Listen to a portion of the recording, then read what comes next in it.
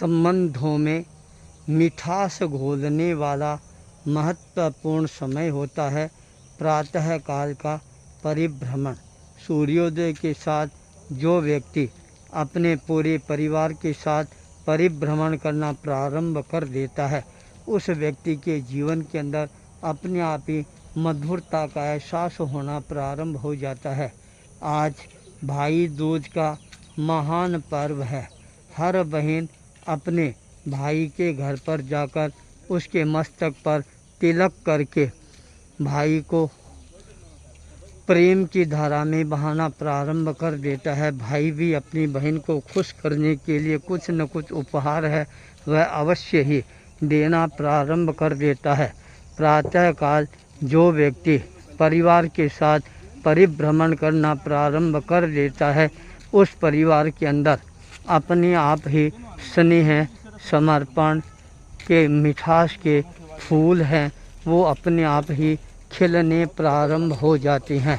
जब व्यक्ति माँ पद्मावती शक्तिपीठ बालेश्वर महादेव मंदिर 52 गजा बालाजी पावन धाम के प्रांगण के सामने आता है, यहाँ पर खिलती हुई बगिया है वह स्वयं उसको अपनी ओर आकर्षित करना प्रारंभ कर देती है।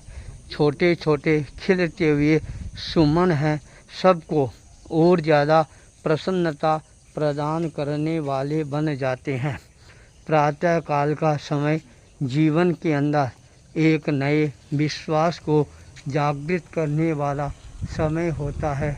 वह हर व्यक्ति के जीवन के अंदर एक नया एहसास करवाता है। जब सिंह के सामने आते हैं, अपने आप ही स्नेह की शक्ति हमारे भीतर में प्रवेश करना प्रारंभ कर देती है।